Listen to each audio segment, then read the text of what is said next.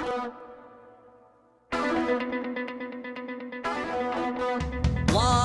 from the entertainment capital of the world, Las Vegas, Nevada, Sam Mirejovsky here behind the What's Right microphone. Greetings, friends. Hope all of you are doing well. Yes, indeed. Here we go. This is, of course, I have to say something before we get into all of the political stuff. There's a story near and dear to my heart that I want to share with you from our friends to the immediate left of us out in California, the beautiful communist republic of. And I'm an attorney. You know this. Sam and Ash Injury Law is my firm, and I went once upon a time to law school out in California at Chapman University, and then after law school did what we lawyers do. I took the bar exam.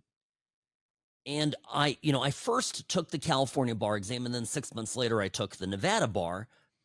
And, the story right now is that the state bar of California is bending over backwards to make the bar exam easier. And this story is in line with everything else going on in the world where, we are constantly lowering standards in order to be, quote unquote, more inclusive and to have more equity. But what it really does is it makes, it not just makes, it puts out, more lawyers and creates a glut, but beyond that, it creates an environment, a marketplace where the quality of the services provided goes down. The bar exam, as with all tests, are designed to be exclusionary. They're designed to refuse admittance to idiots.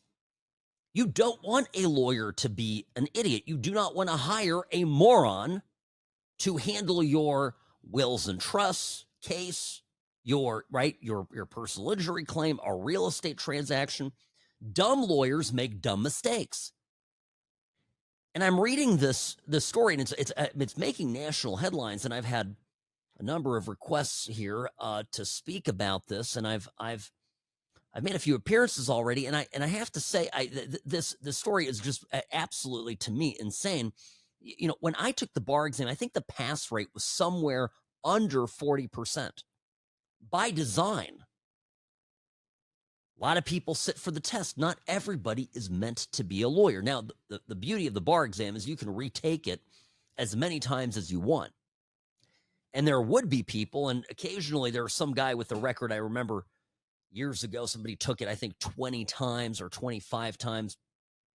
This one guy took it so many times that his own son ended up going through law school and passing the exam before his dad did. It took the dad like 20 years to get it done, but finally did. So if you can't pass the bar exam, you probably shouldn't be a lawyer, because you can take it as many times as you want. So the State Bar of California, this is the same state bar that decided to expend tremendous resources going after John Eastman, for example. Eastman was a former dean of Chapman Law, and once upon a time was the lawyer for Donald Trump. He was one of the election lawyers that ended up getting disbarred. That case is still pending in the upper courts, but got disbarred by the State Bar of California, really politically motivated. So the same State Bar is now lowering it, making it easy. 57.6% of test takers passed the February exam. That is the highest number of people to pass a winter bar examination, meaning there's one test in July and there's one test in May. In February. There's the highest level to pass the February test in 60 years. 60. And you know what? The people that failed that test still complained, and the State Bar turned around and ordered, okay? Well, this is actually the California Supreme Court said that they needed to come in and actually pass more people. So a few hundred more people were given a pass. This is just insane.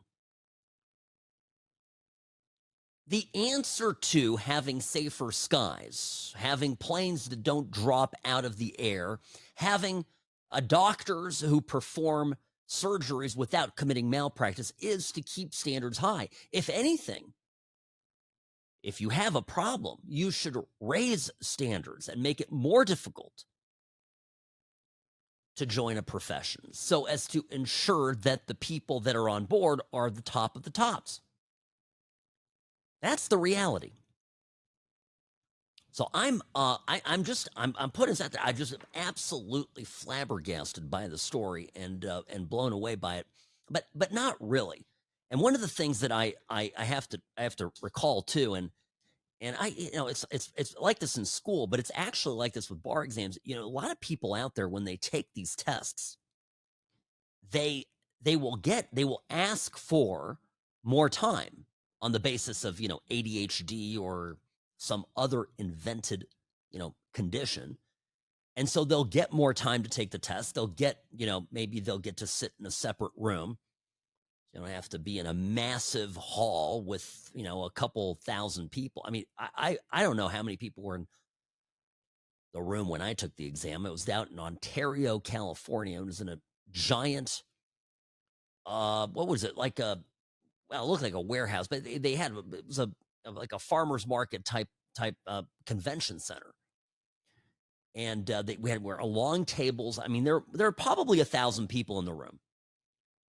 And it was, it's distracting. You've got a lot of nervous energy around you, and you're supposed to perform. You're supposed to pass the test under those conditions. And it's the same thing for everybody taking the test.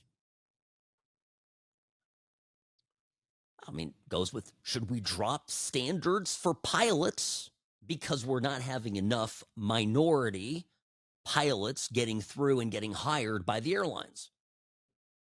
When United Airlines comes out and says, you know what, our target is to achieve 50% minority hiring, women, people of color. I assume they're throwing in gays and what else, right? We're going to achieve 50%. Same thing as when the state bar says not enough people are passing. It's not equitable. One of the arguments that was made in court, not enough minorities are passing the test. So what's the answer? Lower the standards.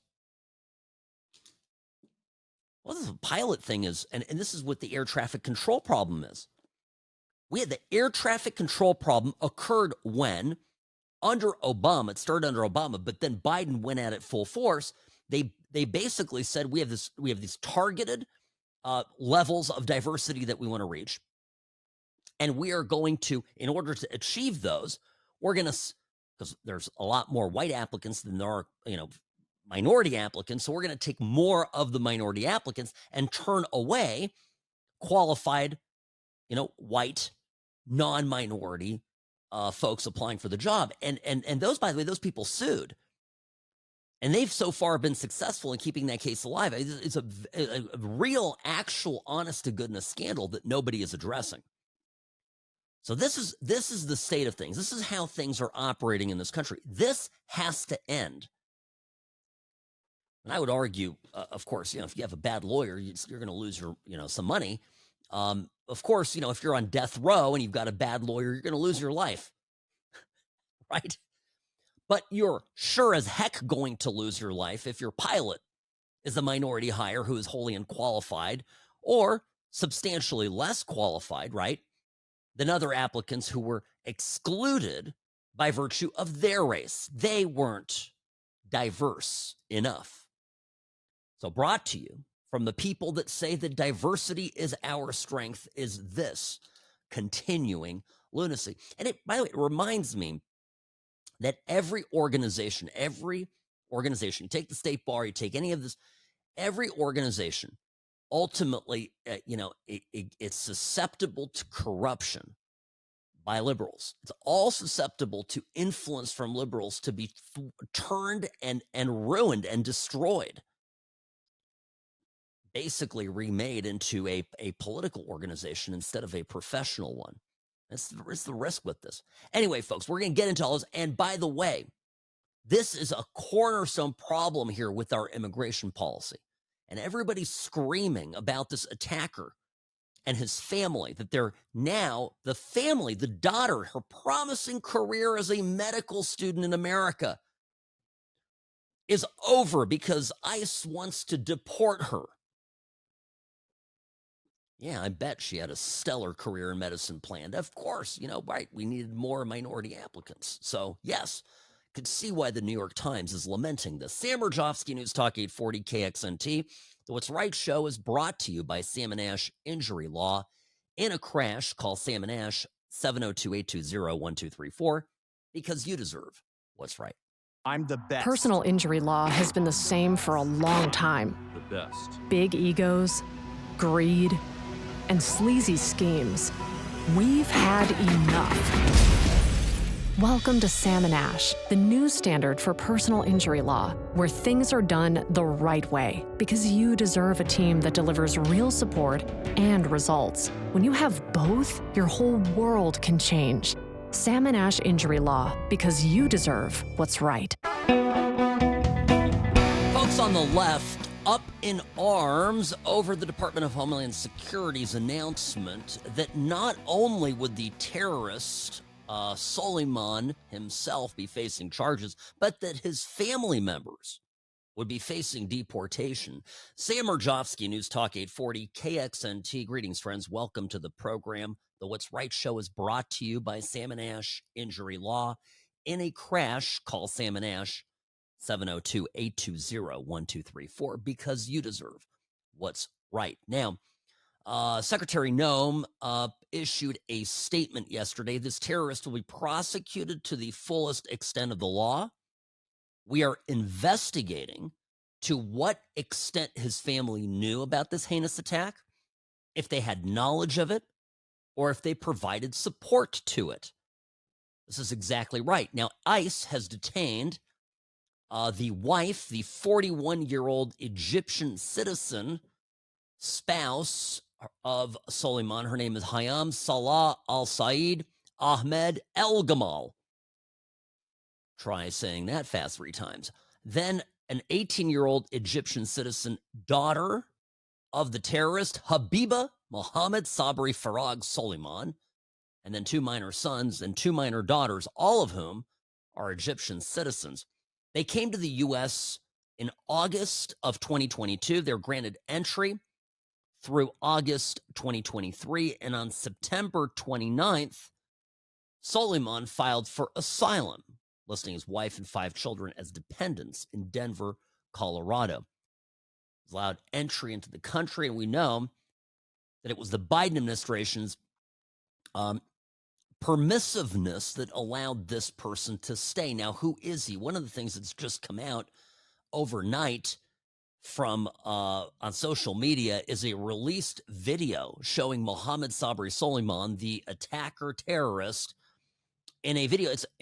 I saw a description here that it was on the way to the attack. It may have been very well filmed quite a time a bit earlier. And he says in Arabic, now I'm going to read this. This is the transcript of it, just to give you kind of an idea of what we're dealing with here. Quote, God is greatest. God is greater than anything, greater than the Zionists, greater than America and her weapons, greater than F-35 fighters, greater than anything else. So why do we fear those who are inferior to Allah rather than fear Allah himself? He goes on to say, if I told my wife and son every day to do something, but they didn't do it, I would be angry. Maybe I would divorce my wife. Maybe I would kick my son out of home. Then what about Allah, who says to us every day, dozens of times, Allah Akbar? God is the greatest. Do not forget that Allah is greater than everything, not the Zionists, America, Britain, France, or Germany. Only Allah has the right to be feared. I say to my mother, my wife, my children, my brothers, my people, I attest before Allah and before you that Allah, his messenger, and jihad for Allah's sake are more beloved to me than you and the whole world are.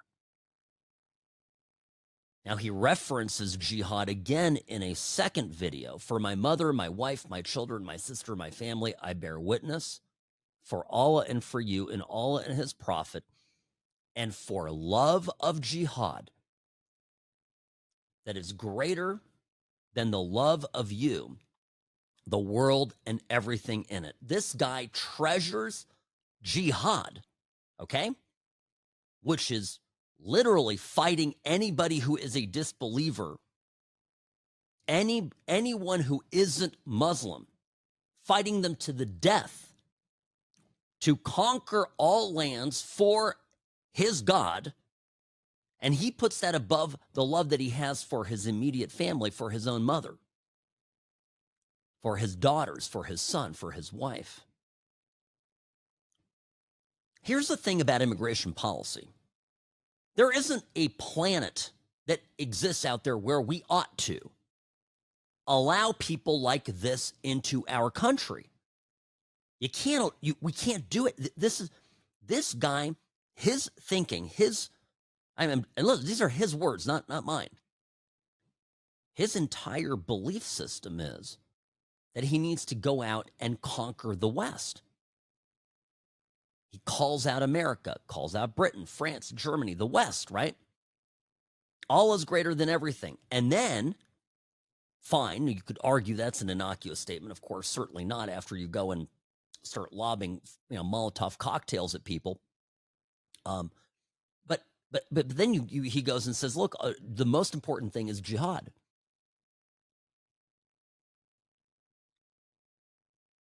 This is why we should be actively deporting anybody who on their social media proclaims anything close to this. We should err on the side of deportation. We should err on the side of preventing people like this to enter the country. It's essential for our survival because these people aren't playing around. They really do believe this. And if the answer is, if you're looking at this and you're going, well, Sam, you know what? I do actually believe that diversity is good, that diversity is, and, diversity is our strength. If you're saying that's the argument, remember this. For this guy, he doesn't want diversity. What you want, if you're a liberal and you want diversity, you want a little bit of everything, you think that's actually better for society, not to be all one way. Okay. Trust me. If this guy gets in charge, if he and his people become a majority and are able to dictate to us how things are done, there is going to be zero interest in any kind of diversity, zero interest in any kind of power sharing, any kind of tolerance of anything other than strict adherence to his insane religion. Our laws will go away. In fact, a lot of the things that the left likes, tolerance for LGBTQIA plus people, I suspect will go away when Allah says that's no bueno. But for right now, the left, is there fighting for Mr. Soleiman because he's being oppressed by the orange Hitler. That's all this is about, right? That's literally what it comes down to. So I'm pointing this out because it's to me, the best thing I have heard, the best thing I've ever heard is that they're going after and removing his family, sending them back to Egypt. And I think the Egyptian government doesn't want these crazy people either. They're perfectly happy having them here in the U.S., than back home, because the government there doesn't want these radicals there either. It's crazy. And I look at USA Today put a completely wild article together, came out yesterday. This is by Michael Loria and Michael Collins. This piece about the daughter, the 18-year-old Habiba Soleiman, wanted to be a doctor. Then her father firebombed Jewish marchers in Boulder, and the rest is history. She's now facing deportation. She moved to the United States with a dream of studying medicine. She stepped off her high school graduation stage in May. And then everything changed. They're fighting for her to stay in the country. These people are radicals. I'm going to explain to you why this is insane when we come back. Sam Mirejovsky, News Talk 840 KXNT. What's Right show brought to you by Sam and Ash Injury Law, because you deserve what's right.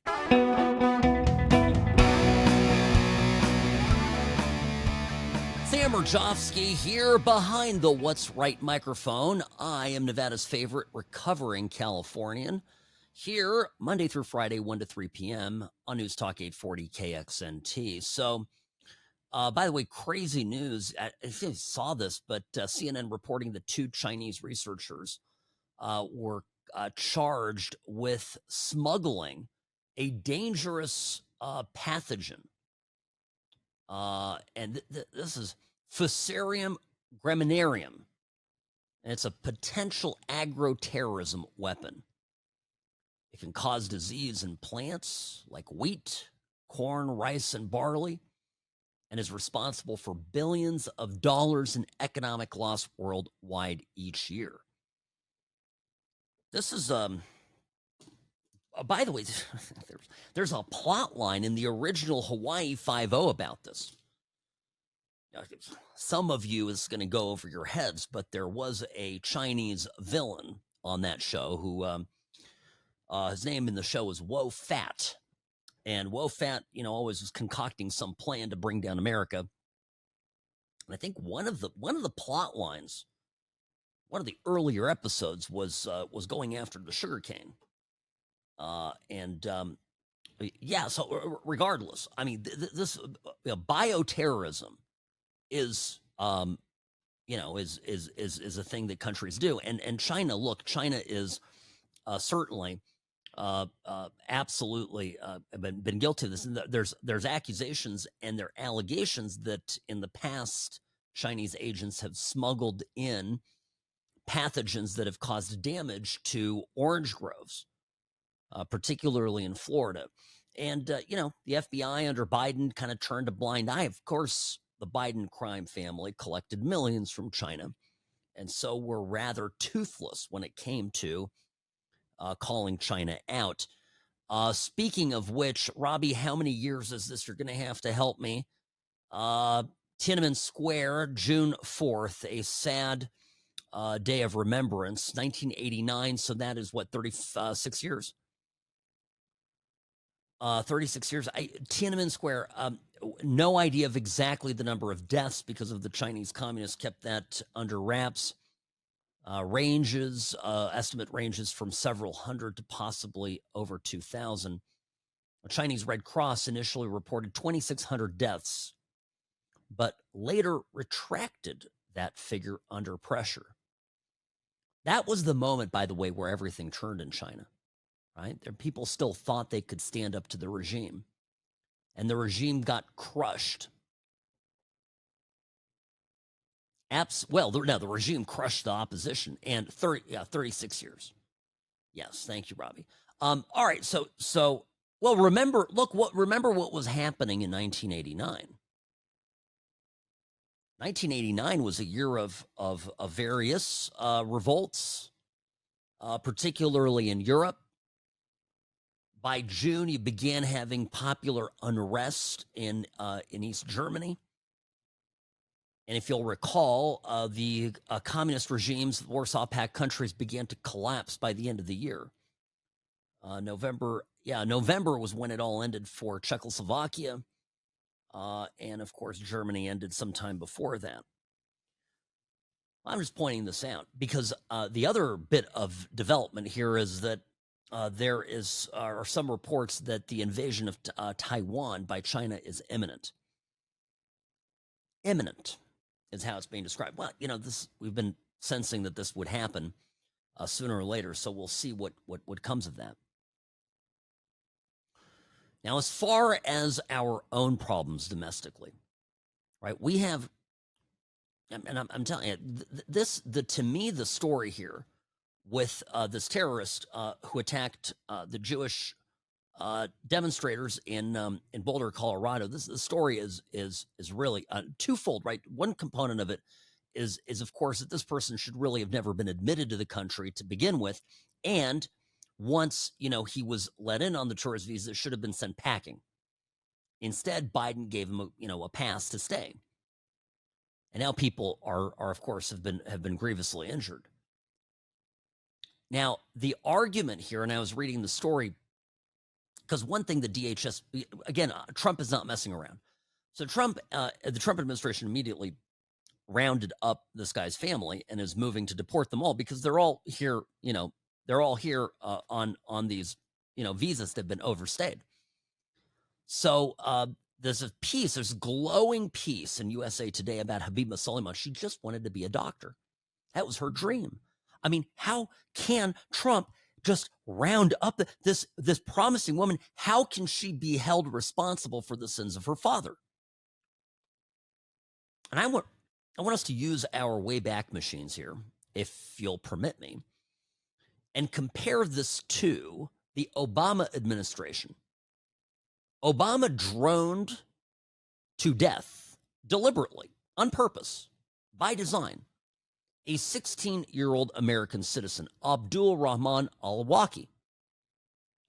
What was little Abdul's crime?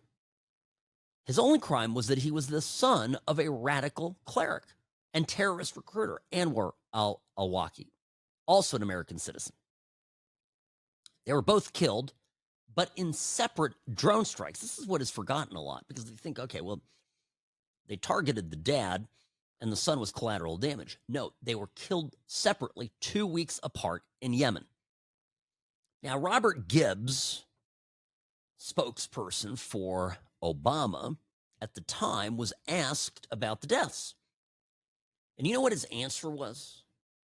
I would suggest, this is literally a quote from a press secretary of Obama's, I would suggest that you have a far more responsible father if they're truly concerned about the well-being of their children. That's the quote. Now, listen, I'm going to say when it comes to fighting terror and whatnot, I'm not the biggest civil libertarian here. Look, my argument isn't whether Obama should have done it or should not have done it. I'm not even going to get into that. My point is that the media, the mainstream media, didn't give a rip. The guy literally, just for being a terrorist's son, was eliminated. Bombed to death. Targeted.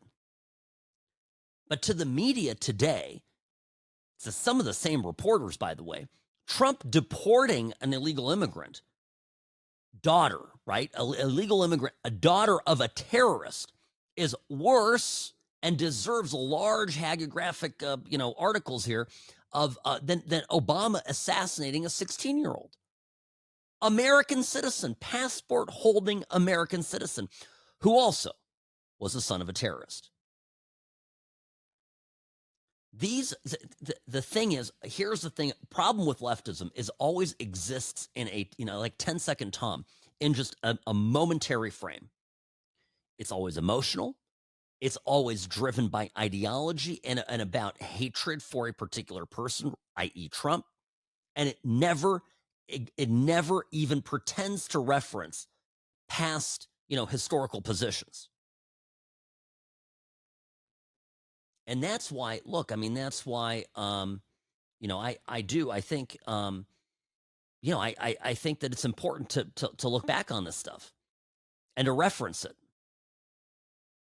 Now, since the 2024 election, right, we have had, and this, by the way, there was an attempted election day terror plot that was thwarted in Oklahoma City. Nasser Ahmed Tawhidi, a 27-year-old Afghan national, okay?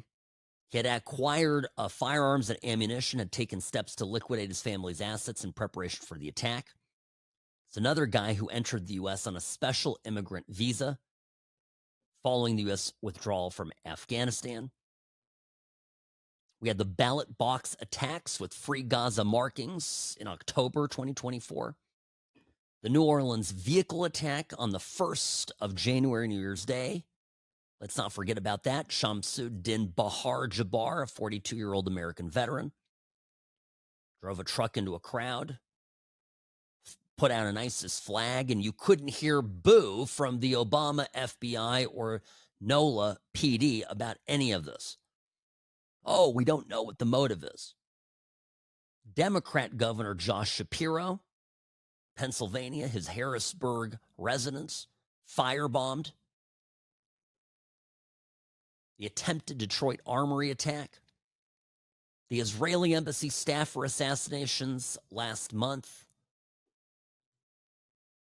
September 4th, 2024, a plot to kill as many New York Jews as possible. Mohammed Shahzeb Khan. We've had a lot of terrorist attacks. And one of the things, and maybe I'm going to get to this tomorrow, I mean, it falls under the banner of A, we've got to, we still have a problem with Islam. And B, we have a problem with just violence, a culture of violence that's growing on the left. I would throw in the killing of the Brian Thompson, the CEO of United Healthcare in this, Robbie. I really would. It's part of the problem because you've got the Free Luigi crowd, right? He's a literal hero to the left. And there are, and I'm telling you this, there are a number of leftists, maybe people even that you know in your life that are quietly in their minds cheering on or were on May 21st, the radical New York Democrat who went to D.C. with a gun. Elias Rodriguez was his name, 31-year-old activist from Chicago, shouted "Free, free Palestine" and killed 2 people, shot them in cold blood. And people liked it. Same people that want Free Luigi. I'm telling you, this is a fundamental problem. It has to stop. These are the same people that shout how important democracy is. They only want democracy when they get their way. And if they don't get their way, all hell breaks loose. Sam Mirejovsky, News Talk 840 KXNT. The What's Right show is brought to you by Sam & Ash Injury Law, because you deserve what's right.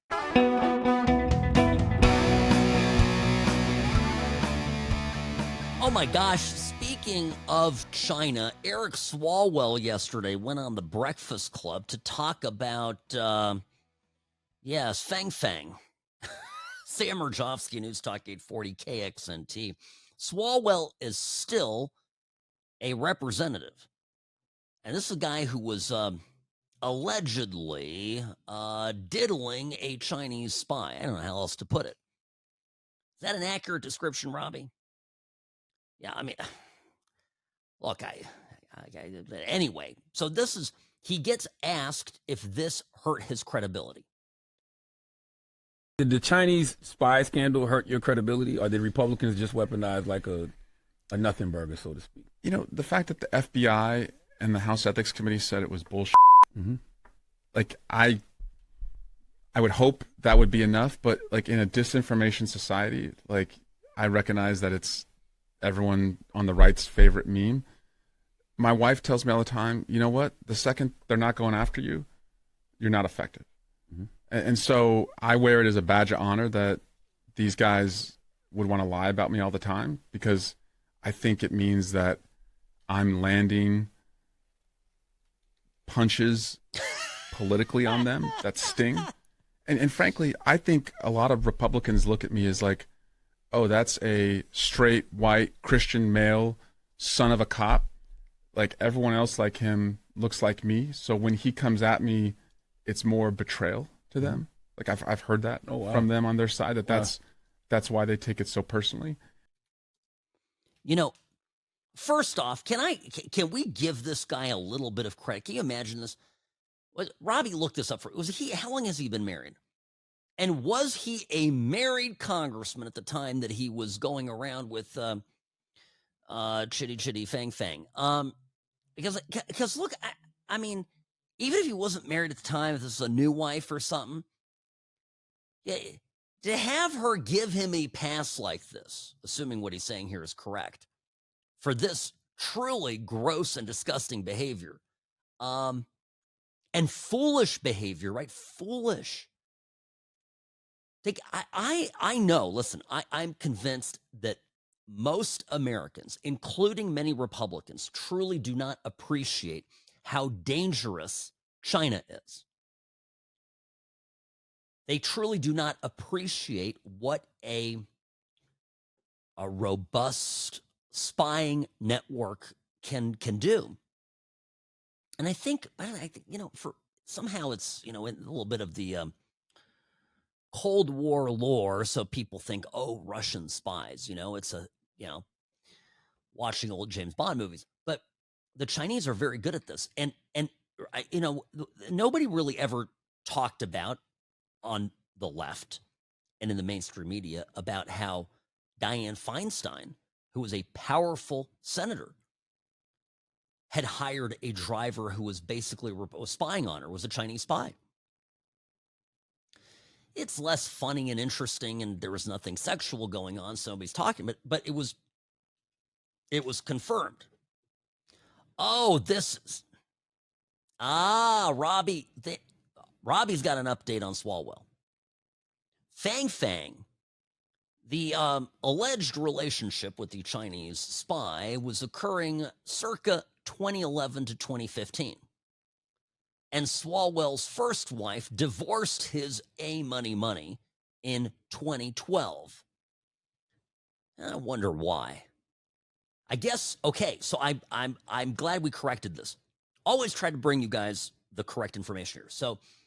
So yeah, the FBI might have absolved him of whatever was going on. Of course, the FBI would, right? They're all Democrats. And of course, the House Ethics Committee would under Nancy Pelosi. Got it.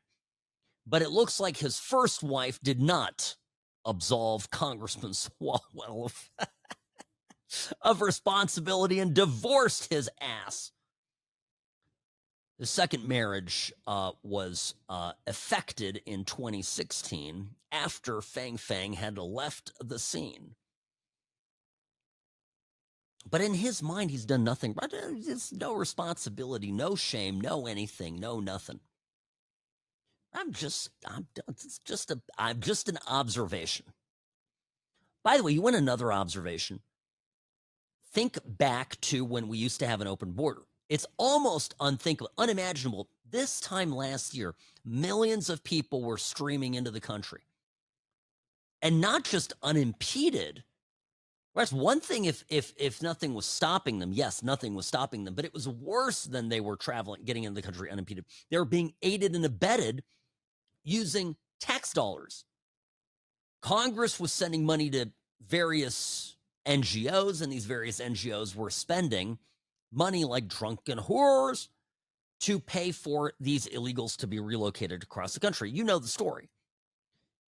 Now, remember what we would say as this disaster was unfolding before our very eyes. We would talk about here on this program and elsewhere about wonder how many people, how many terrorists have managed to sneak in across the border and perhaps even be funded by the Catholic Charities or some other group that was facilitating these migrant transfers and relocations across the country.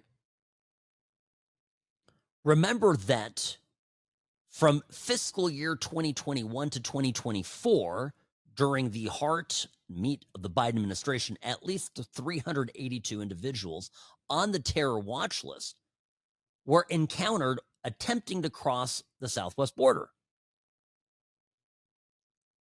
That's just, by the way, that's just the number that is being released publicly. That's just the number that is known, okay, and being released publicly. You know it's orders of magnitude higher. And of the 382 individuals on the terror watch list, 99 were released into the U.S. Can you imagine? And special interest aliens, right? SIAs, this is another category. These are non-U.S. persons who are flagged for suspicious travel patterns. You know, like if you're constantly flying in and out of Qatar and your name isn't Senator Lindsey Graham. Do you know how many? A House GOP report from October 2024 claimed that 1.7 million SIAs crossed into the U.S. illegally during the Biden administration. This is wild. Marco Rubio, Monday on X, writing, quote, in light of yesterday's horrific attack, all terrorists, their family members, and terrorist sympathizers here on a visa should know that under the Trump administration, we will find you, revoke your visa, and deport you. Amen, amen, amen. This is the only way to do it.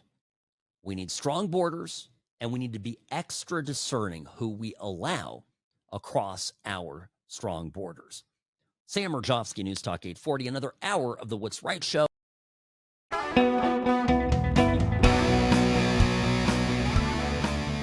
Greetings, friends, and welcome to the What's Right Show, your place for common sense conservatism, Monday through Friday, 1 to 3 p.m., here on News Talk 840 KXNT. Sam Mirejovsky here, reporting for duty. Great to be with you here. June is well underway. By the way, yesterday, I know on air, it's pretty funny. I said it was a beautiful sunny day. And I'm sitting, here in my studio, and you can see, I've got, sunlight, I got windows and eyes. And as soon as I got off the air, it was within minutes. I see a drop. I see a second drop. A third, a fourth, and next thing you know, we're in this torrential deluge of rain. Oh, I've seen rain like this in Vegas, but this is monsoon rain that we normally get toward the end of the summer. It came yesterday, and it just immediately started, flooding the street, and it was wild. I went outside, I looked at it, incredible. Didn't see it coming, Robbie. And then it struck me. If only we had not cut funding to USAID. Now, you think I'm being funny here, but there's a weatherman, John Morales, in southern Florida, who made an argument that now, because NOAA, the National Oceanic and Atmospheric Administration, was forced into budget cuts, he can't accurately predict where hurricanes are going to go during the upcoming hurricane season. Hold on. Listen to this insanity. As you've grown accustomed to my presentations over my 34 years in South Florida newscasts, confidently, I went on TV and I told you it's going to turn. You don't need to worry. It is going to turn. And I am here to tell you that I am not sure I can do that this year. Because of the gutting, the sledgehammer attack on science in general, and I could talk about that for a long, long time, and how that is affecting the U.S. Leadership in science over many years, and how we're losing that leadership, and this is a multi-generational impact on science in this country, all right? But specifically, let's talk about the federal government cuts to the National Weather Service and to NOAA. Did you know that Central and South Florida National Weather Service offices are currently basically 20 to 40% understaffed? From Tampa to Key West, including the Miami office, 20 to 40% understaffed. Now, this type of staffing shortage is having impacts across the nation because there's been a nearly 20% reduction in weather balloon launches that carry those radiosondes. And what we're starting to see is that the quality of the forecasts is becoming degraded. There's also a chance, because of some of these cuts, that NOAA Hurricane Hunter aircraft will not be able to fly this year, and with less reconnaissance missions, we may be flying blind. And we may not exactly know how strong a hurricane is before it reaches the coastline, like happened a couple of years ago in Hurricane Otis in Acapulco, Mexico. So I was asked to talk about this today. I'm glad I was. I just want you to know that what you need to do is call your representatives and make sure that these cuts are stopped. You know, what I love is a good activist weatherman. This is all absolute bunk. He mentions before this the year that he accurately predicted the path of Hurricane Dorian. The budget that year in 2019 was $5.4 billion. If this budget bill passes, big if, and we'll talk about that in a minute, the NOAA budget will be $4.9 billion. So 500, what is that? 500,000, million, 500 million shy of what it was in 2019, that baseline. Now, none of the cuts are to hurricane tracking. The cuts eliminate Coastal Zone Management Grant Program, coastal resource managing, climate change, protecting ecosystems, just blah, blah, blah stuff. Climate data and research. NOAA will stop tracking the cost of climate crisis-fueled disasters and workforce reduction. Now, this is where the media makes you think that they're eliminating hurricane tracking, because that's how you get people to be scared, like this bald weirdo. Call your representative. This is an attack on science. Orange man bad. Technology has advanced so much that now AI can reduce the need for human forecasters. Actually, it's the opposite of what he's saying. There's more science now, and consequently, staffing levels can be reduced. Come on. Get with it. Where times are changing. Why are we paying and dropping money on people, on bodies that we don't need?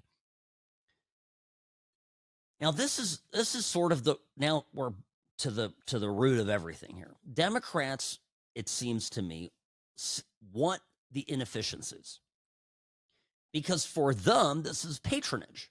These are patronage jobs, and by the way, both parties are guilty of this to some extent in Congress, because you have Democrats, and Republicans say, I brought X number of jobs to my district or to my state. And they seem to love to build up government jobs because they're, easily created. You just drop some free money that you borrow from China into a job program, immediately hire people. Building jobs up in the private sector takes more work. But those are jobs that actually contribute to GDP, et cetera, et cetera. Remember what I told you, that was one of the problems with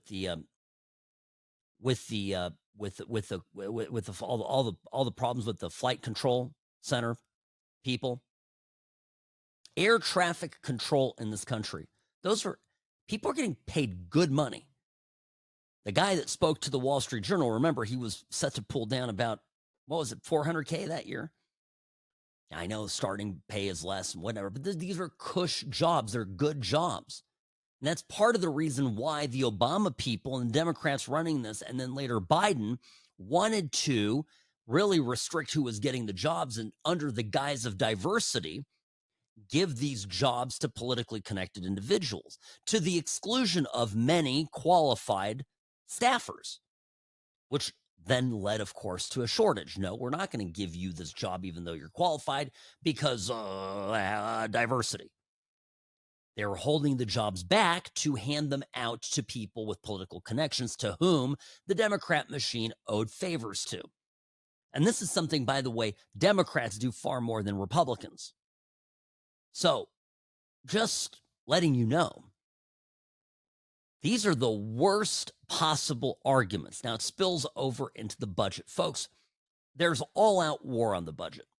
The budget is, and I'll get to this here in a moment, the latest salvos from Musk are big. I mean, he wants to kill this bill. And Mike Johnson, for his part, is like, no, we've worked on this for a year. We can't do it. And there's a lot of people that I really like and that I trust that are saying, on balance, this bill is good. I get it. The latest, hot off the presses, about an hour ago, Tim Burchett came out and said, we're finally going to vote on codifying some of the DOGE cuts. I want something. I'm not an all or nothing person. I'll take something. We just got to... I saw this tweet Musk put out there, just the deficit curve, and it's just shooting up. It looks like the beginning of COVID. And he writes, flatten the curve. Not asking it to go away. I'm just asking for something in the trajectory of our national debt to change. And yes, I understand, and I've gotten emails from you folks, and I hear you. I understand that the CBO is going to kneecap Republicans. The Congressional Budget Office is the so-called bipartisan, group of number crunchers that sit in Congress that are appointed to these positions, and they get a bill and they price it. Now, here's the dirty secret about this. When it is a Democrat bill, these CBO number crunchers come up with an estimate that is flattering. When it is a Republican bill, they come up with a number that isn't. Now, I am not in D.C., thank goodness. I'm not in Washington. I'm not walking the halls of Congress and talking to members of Congress. So I can't. I got a day job, folks. I'm here 2 hours. So I'll be palms up with you when I don't fully understand something. And this is one of those moments. The part that I find interesting is that the Democrat criticism and the Republican criticism is very opposite. And that what the Democrats are saying actually makes me feel that the bill isn't as bad as some say. Point in fact, the Democrats are all complaining that it makes too many cuts. So that's music to my ears, right? So it means there's actual cuts happening. And the one thing I don't know is the extent to which the Congressional Budget Office is overestimating the deficit growth and the growth of debt. So this is all stuff to unpackage, and I'll bring the receipts when we come back. Sam Mirejovsky, News Talk 840 KXNT. Back in a moment. The Salmon Ash team, they wanted me to have the best care. They had my interests at heart. I have an enormous amount of gratitude. I cannot say enough thank you.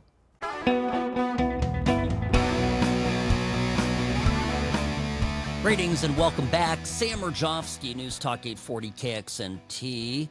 This hour brought to you by Salmon Ash Injury Law, the only law firm to trust for your injury case. 702-820-1234, because you deserve what's right. I'm seeing some news here that Israel has blocked Greta Thunberg's boat from reaching Gaza. So the defense minister has ordered the vessel to be left at sea or escorted to Israel for the arrest of those on board. Not Greta. No. Oh, this is tragic. All right, we'll follow this story. By the way, did you ever notice it's a tiny little boat? Robbie, how many feet would you say this boat is? I don't, 37? Maybe 40? 40-foot sailboat? I mean, she's there to do what? To feed Gazans? What is she feeding them? I mean, this boat has nothing. I mean, she's already been sailing for a week. I mean, it barely has enough provisions for her and the crew. The whole thing is such a performative stunt. Oh, my gosh. Anyway, enjoy your cruise, Greta. Yes. All right, the budget battle on the Hill. Lots going down. Here was Speaker Johnson last night, on Capitol Hill, as reported by Fox News, expressing disappointment over Elon Musk's statements on the big, beautiful bill. Yeah, let me say this. It's very disappointing. Okay, I've come to consider Elon a good friend. He's obviously a very intelligent person, and he's done a lot of great work. With all due respect, my friend Elon is terribly wrong about the one big beautiful bill. What is it about Johnson that just kind of gives me the it's something about him, a little too slick, Okay, there's a lot of bad stuff in this bill. At the very least, you can say that this bill has a lot of spending in it. Now, What gives me a little bit of hope is that Chuck Schumer is calling this bill the We're All Going to Die Act. So, seems to me, something that Chuck Schumer doesn't like is something that I might like, right? Again, I'm not on the ground in DC. I'm just trying to sift through the available information and give us an idea of what I think is happening. Here's what Chuck Schumer said about the bill. We all know one thing. Donald Trump is just lying about the bill. Lying about the bill. Well, Okay. here's the We Are All Going to Die Act. It says nearly 14 million. It's 16 million. Getting closer to 16 million, according to CBO's numbers, we've been told. 11 million people cut off from affordable food. Stop the tape. Okay, so We're All Gonna Die Act. Ha ha ha ha ha. The Democrats are being funny. Nearly 14 million Americans lose health care. By Americans, does he mean illegals? Right? How deceptive is this? Now, that is great news. You know, if Chuck Schumer is saying that nearly 14, he says it's 16 million. 16 million, 14 million, whatever the number is, of illegals are losing health care benefits, federally funded health care benefits. Sign me up, right? What else? 11 million people cut off from affordable food. Do you remember all of the insane federal money that was given to illegal immigrants when they came to this country? Under the Biden administration, they were all given, free, food stamps, everything, right? EBT cards. So that's, to me, seems pretty good. See, what else is bad in this bill? Food tax cuts for billionaires. We're all going to die bill. And that shows the callousness of this Republican majority in the House and the Republican majority in the Senate. Repeal and replace, it's that by another name. That by another name. Well, he looks pretty dejected. What else is he saying? So, a journalist asks him, says, hey, look, these Medicaid reforms we're talking about millions of illegal immigrants that are losing these benefits. Well, what do you say about this? GOP lawmakers have defended some of their budget bills, Medicaid reforms, by highlighting preliminary CBO projections of roughly 1.4 million illegal immigrants losing their coverage under state-funded health programs. Is reducing federal Medicaid payments to states that provide coverage to undocumented immigrants a reform that you would support? The bottom line is this overall bill is so awful. If they want to aim, if they got some specific issues, aim it. Don't just do a meat axe or a chainsaw across the board and cut everything. I don't know if their numbers are accurate. These are GOP numbers, but it doesn't matter. By the way, there's a guy in Argentina, I don't know if you've heard of him, who won an entire election running around with a chainsaw because that country was so broke and so bust that the only way out of it was to radically downsize government. And he cut entire ministries, eliminated what we would call whole departments within the government. That man, of course, Javier Milei, became president and has been enormously popular and has reversed decades of decay and real just atrophy. The best case scenario that Argentina has suffered over the past several governments that it's had. So this chainsaw, I understand that people in DC are afraid of the chainsaw. It's time to get it out. It's time to absolutely make these changes and see to it that it happens. Now, remember, it's not all about spending. It's not all about money to get good results. Huge part of this is efficiency. Efficiency is hugely important. When I come back, I'm going to play here an RFK clip about the outrageous healthcare spending. You're going to hear all of this stuff. Oh, Medicare, Medicaid. Oh my goodness. Oh, hurricanes, we're no longer going to be able to detect hurricanes. We're not going to know the path of hurricanes. Oh my God, end of the world because we're cutting budgets. It's also a matter of efficiency. Huge component of this. All right, folks. By the way, my email is sam@whatsrightshow.com. sam@whatsrightshow.com. This hour of the program brought to you by Sam and Ash Injury Law. In a crash, call Sam and Ash. 702-820-1234 because you deserve what's right.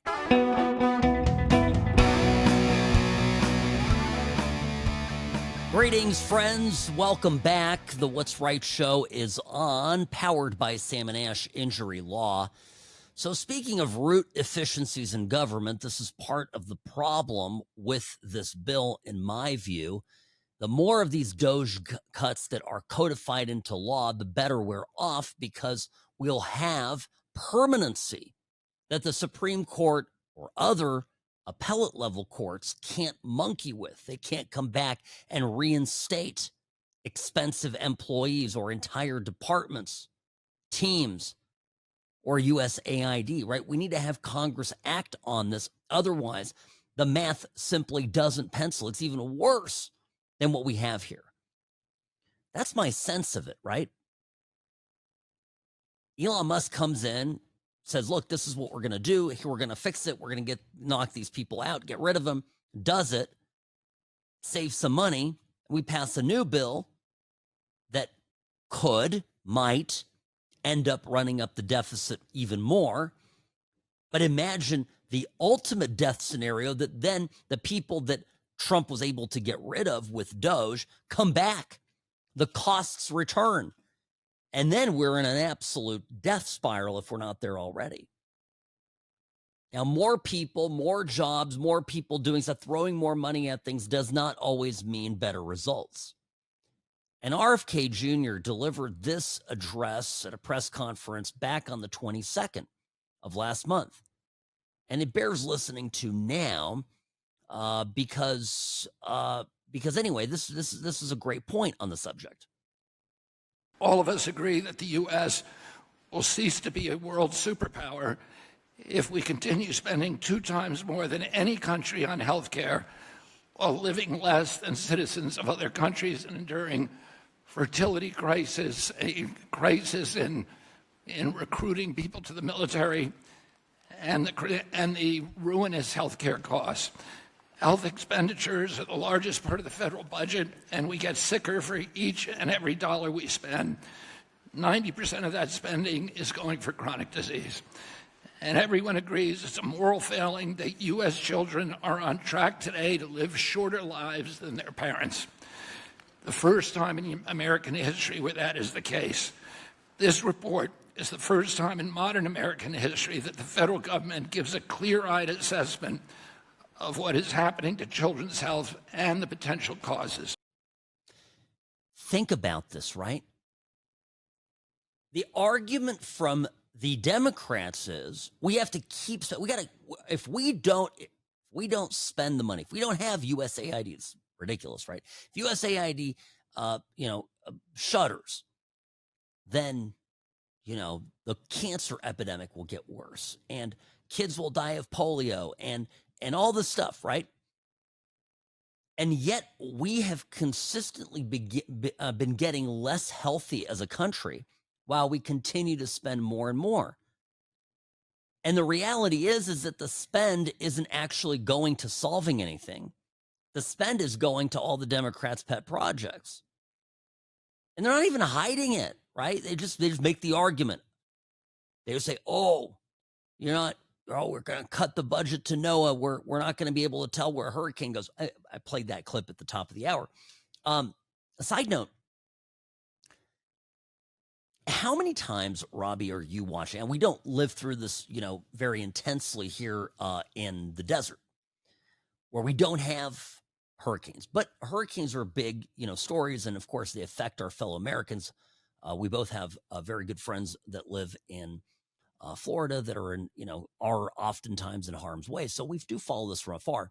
And my question is, I answer to that reporter. It's been lying around in my head. How many times are they actually wrong about where the hurricane goes? Like, this isn't precise science. I mean, you don't even have to think about it in terms of hurricanes, right? We're apparently we spend all this money on NOAA, and we're supposed to know everything about weather because we've allocated approximately $5 billion a year, and that's obviously a lot of money. And what? That's data that goes into your iPhone. No, it's part of it. All the weather radars and everything. I mean, how oftentimes is your phone, is the weather forecast wrong?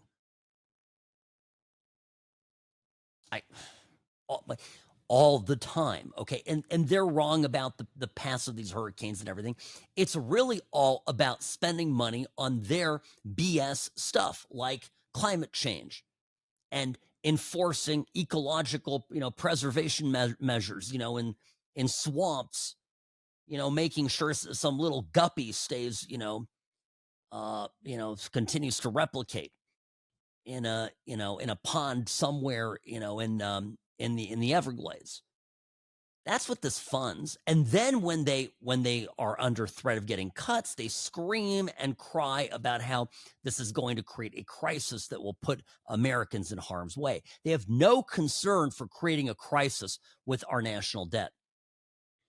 So I'm hoping Republicans stay strong on this point, and I'm hoping that there are some concessions can be gained from Republicans to get Republican votes by codifying some of the Doge items, which I believe can get 51 votes. It's a reconciliation bill. It doesn't need 60. It needs 51. It can get 51 votes in the Senate. But it'll get those votes if some of the Doge cuts are put in place. I think it can work. Now, let me say one more thing about this budget bill. I'm frustrated with Republicans, but make no mistake about it. We don't live in a perfect universe. These Republicans, as bad as they are, imagine what the Democrats would do if they were in power. Imagine what the Democrats would pass with a veto-proof majority. It'd be horrifying. Republicans are spending money like drunks. The Democrats would take your kids, okay? It would be even worse. I want to give a little bit of perspective here. I'm hoping for a better bill. I'm pleased that Republicans are fighting for it, but my gosh, I mean, I look at we wouldn't even, if Kamala Harris had won, or even if Democrats had won the House, think of how much of Trump's agenda right now would be stuck in the mud with having, every single person inside his administration constantly being brought in for hearings. It would be enormously problematic for Trump's administration to even function. They would be buried in subpoenas. And I guess, one thing to remind our friends on the Republican side is, being nice now to the Democrats is not the way to go. Republicans are on the winning side of the budget issue. Republicans are on the winning side, and by Republicans, I mean really Doge, okay, and Musk. Republicans, Trump, are on the winning side of immigration, border security, crime, national security. We can win in November, and we can win 3.5 years from now and get the presidency again and again and again. But we have to stick to the things that matter, and the budget is one that's going to matter. And one thing that's going to happen, more and more Americans are going to care about this.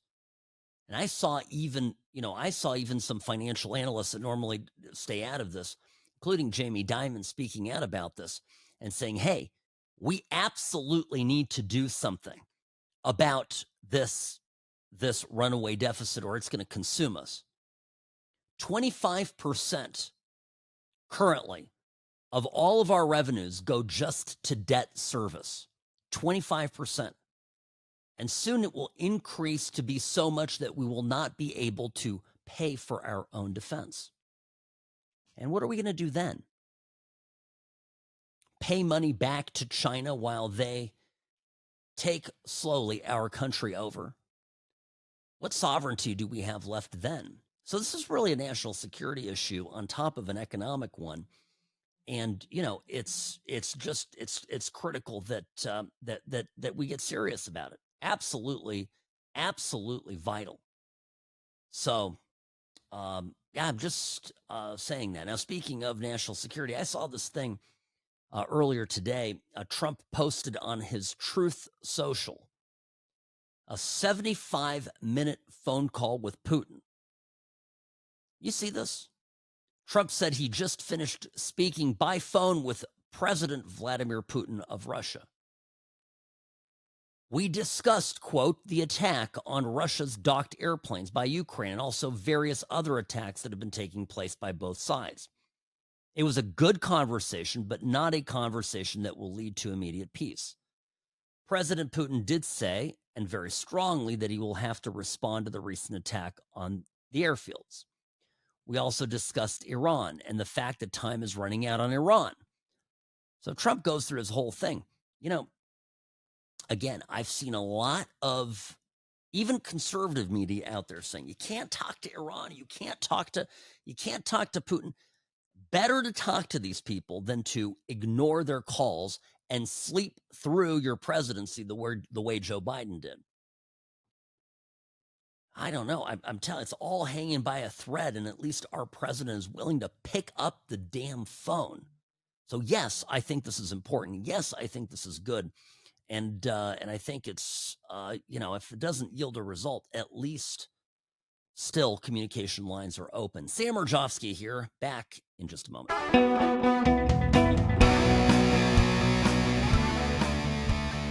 Well, yes, I saw this, Robbie. I can't believe it. Rats fleeing a sinking ship. Sam Mirejovsky, News Talk 840 KXNT. Welcome back to the What's Right Show. I don't mean the Greta Thunberg flotilla. I'm talking about Karine Jean-Pierre saying that she's no longer a Democrat. Now, she's hyping her memoir.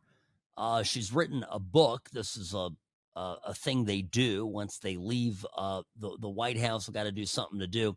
What is this? Independent. A look inside a broken White House, outside the party lines. So the whole name of the book is that she's become an independent. Let me tell you, folks, what this is about. It's a stunt. But it tells you something that we keep talking about here on this show, is that the situation is getting pretty dire for the Democratic Party. One of its strong voices, Karine Jean-Pierre. By the way, how many clips have we played of her in the last couple of years? A lot. Complete idiot, right? And it didn't help that her boss was snoozling while on the job. By some recent whistleblower came forward and said that Joe Biden got lost in his closet. Did you see this? Joe Biden got lost in his closet. Anyway, Karine Jean-Pierre get up there every day. No, everything's fine, everything's good. And then she couldn't even come up with basic facts or find things in her binder. Just an absolute dummy. And yeah, so so now she's leaving the party, and she apparently in this book focuses her ire on people that you know were around Biden. She served 2 American presidents, Obama and Biden. She takes us through the 3 weeks that led to Biden's abandoning his bid for a second term and the betrayal by the Democratic Party that led to his decision. Ooh. You know, the damage that Biden did, the damage that Biden did to the Democratic Party is going to be something we're going to be talking about for a long time.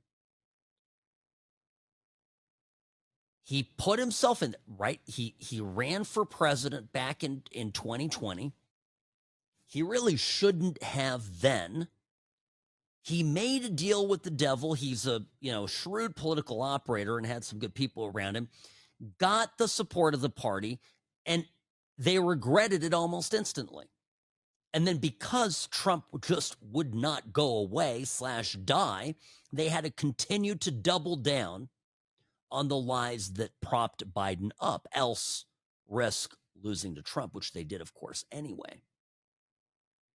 And those compounding lies then, I think, continued to make things worse and worse for the Democrats to the point of being completely discredited. So this is great. By the way, Biden popped up the other day. This was Sunday or Monday. I'm not sure what day it was. CNN interviewing Biden on his cancer diagnosis. Like, hey, so what's going to happen here with you're going to beat this thing? And there's also been a lot of discussion recently about your mental and physical capabilities while you were in office. You can see that. I'm mentally incompetent and I can't walk and I can beat the hell out of both of them. Do you want to reply to any of those reports, and also to the fact that there are some Democrats who are now questioning whether you should have run for re-election in the first place? Why didn't they run against me then? Because I'd have beaten them. Do you have any regrets? No, I don't. What? A lot of discussion about your mental, physical health while you're in office. Biden, you can see that I'm mentally incompetent and I can't walk and I can beat the hell out of both of them. I'm not laughing at him. I'm laughing at the fact that an entire political party committed suicide, political, self-immolation to cover for this guy in order, to keep him politically viable. I mean, the sentence doesn't even make any sense. It's hard to hear. Can you play it one more time? And there's also been a lot of discussion recently about your mental and physical capabilities while you were in office. You can see that. I'm mentally incompetent and I can't walk and I can beat the hell out of both of them. Oh, dear goodness, that's bad. You can see I'm mentally incompetent. I think, is he trying to make a joke? Oh, look, I'm mentally incompetent and I can't walk. And it's not funny. And I can beat the hell out of both of them. That's where you see his brain just shut off. This guy his finger was on the nuclear button 4 months ago. That's insane. Can't even get out a short interview. Meanwhile, President Trump, who now the left is beginning to set up the scene for them to come and say that he's mentally incompetent, is holding daily press briefings and talking to the media and answering quick fire questions and slapping people around, getting on 75-minute phone calls with Vladimir Putin. And the media's like, oh, I think it's a good idea to talk to Putin. And oh, Trump seems to be all over the place. And oh, taco. Trump always, what is it? What is the taco? Caves. What's the acronym? But this is where Trump changed his mind on the tariffs, which I think is actually strategic. All right. If I told you what the strategy is, very simple. The Trump always chickens out. Thank you. The strategy with the tariffs is this: back and forth. Okay. What does that do? If you're a company and you're deciding whether or not to build your factory so that your supply chain is secure in the next 4 years, you're going to build it in China, or are you going to build it in the U.S.? Are you going to build it in China, or are you going to build it in India? Are you going to build it anywhere but China?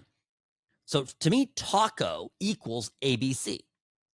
Yeah, or APC, any place but China. That's my acronym is all terrible. Anyway, messing it up. But the point is, right, it creates uncertainty. all the while, not really putting in a hard and fast policy that, but it keeps people from wanting to make long-term investments in China, provided that, of course, that they want to be open to the U.S. market. And that's the leverage that we have.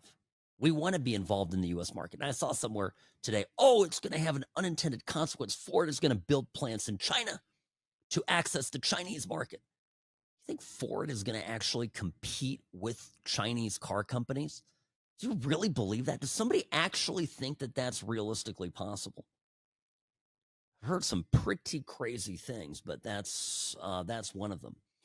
Okay, tomorrow, folks, we're going to talk about. I want to get into this political violence stuff. I really do. The left has a political violence problem. There's been some good articles on it, but we know it. We intuitively know it. And what's happening on the Hill, part of these arguments are, the rhetoric of the Republicans, it's a red herring, folks. Every time they cry free Palestine, another, 1,000 people come forward who are motivated to do harm to Jews and any supporters of Israel. Trust me, it's a big problem. So we'll get into that mañana. Sam Mirejovsky, News Talk 840. You know where to find the podcast: Spotify, Apple Podcast, Odyssey app, wherever you get your podcast. Look us up. What's Right Show. All right, brought to you by Sam Injury Law. I'll see you mañana.